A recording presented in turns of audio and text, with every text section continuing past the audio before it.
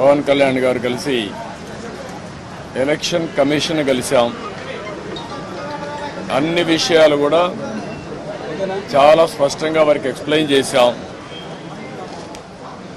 నా సుదీర్ఘ రాజకీయ చరిత్రలో కానీ పవన్ కళ్యాణ్ గారు కూడా రాజకీయాల్లోకి రావడమే కాకుండా రాజకీయాలను వాచ్ చేస్తూ ఉండడం కానీ ఇవన్నీ చూసిన తర్వాత ఎప్పుడూ జరగనటువంటి అరాచకాలు జరుగుతున్నాయి. ప్రజాస్వామ్యాన్ని అపహాస్యం చేసే పరిస్థితికి వస్తున్నారు.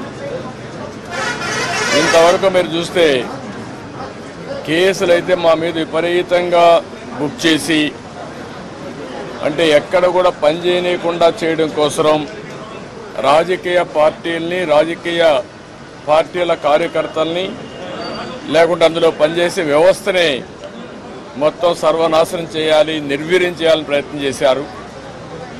ఇప్పుడు ప్రజల్లో ఉండే తిరుగుబాటు చూసిన తర్వాత హోల్సేల్గా ఓటర్స్ అందరినీ మార్చేయడం, దొంగ ఓట్లు వేసుకోవడం ఇలాంటివి చేస్తే తప్ప సాధ్యం కాదనే కన్క్లూజన్కి వచ్చారు. ఈరోజు ఒక ఎగ్జాంపుల్ ఇచ్చాం. ఒక్క చంద్రగిరిలో ఫామ్ 6 కింద 1,15,000 ఓట్లు ఇచ్చారు. దాంట్లో దగ్గర 33,000 ఓట్లు ఆమోదించారు. దాంట్లో వేరే నియోజకవర్గంలో విత్ ఎవిడెన్స్ అన్ని కూడా మేము పెట్టాం.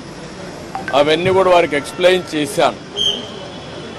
అదే మరిగా స్టేట్ ఎలక్షన్ కమిషనర్ ఆ రోజు పడిన అవస్థ కానీ కడాన ఆయన డ్యూటీ కండక్ట్ చేయడానికి ఆయన విధి నిర్వహించడానికి సెంట్రల్ హోమ్ మినిస్టర్ని అడిగాడు ప్రొటెక్షన్ కోసం. కుటుంబాన్ని ఆయనకు సెక్యూరిటీ కావాలని అడిగే పరిస్థితి అవి కూడా ఇచ్చాం.